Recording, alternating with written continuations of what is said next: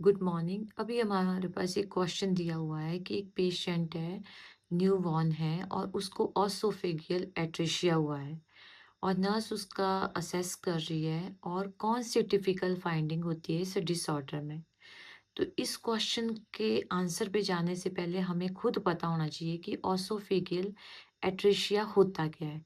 तो इसको देखने के लिए देखो, ऑसोफेगल एट्रेशिया एक ऐसी कंडीशन होती है जिसमें एक बर्थ डिफेक्ट होता है, जिसमें जो बेबी की जो ऑसोफेगस होती है, हमारे पास जो ट्यूब होती है, वो कहाँ, उसका क्या हो जाता है, द ट्यूब थ्रू विच जो जिससे हमारा फूड पास होता है हमारे माउथ से जो स्टमक में, वहां पे वो अलग जगह के कनेक्ट हो जाती है।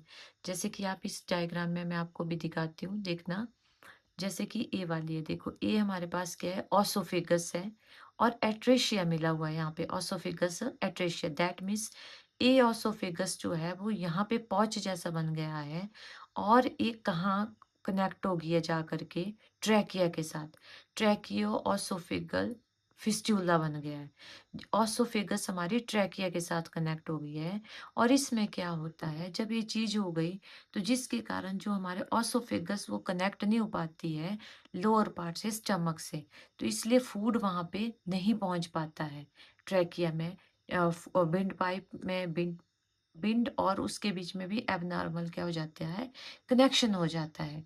तो इसमें क्या होता है, अब देखो ये ऑसोफेगस है, ये हमारा ट्रैकिया है, ऑसोफेगल एट्रेशिया बन गया और एट्रेशिया बन के बाद वही कनेक्टिविटी कहाँ हो गई, ट्रैकियो ऑसोफेगस फिस्टुला के पास।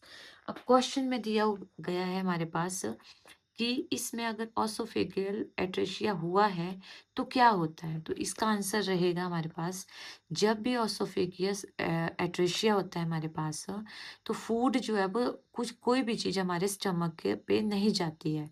और मैंने वो पॉच दिखाया था आपको डायग्राम में, ए वाला पॉच, इसमें वो सारी चीज़ें क्या हो जाती हैं, बैठ जाती हैं। तो जिसके कारण इसमें क्या हो जाता है, इस कंडीशन में prevent the passage of swallowed mucus and saliva into the stomach। तो जो हमारा म्यूकस होता है और जो हमारा स्लाइवा होता है, उसका जो पैसेज हमें इससे स्वेलो नहीं होता है, इनटू द स्टमक में नहीं जाता है और जिसकी वजह से जो फ्लूइड होता है वो अकोमुलेटेड हो जाता है उस पॉच में और वो क्या, it flow from the mouth and the infant then drool continuously. तो वो माउथ से निकलने लगता है, इसलिए बच्चा जो है वो कंटिन्यूसली ड्रूलिंग करता है।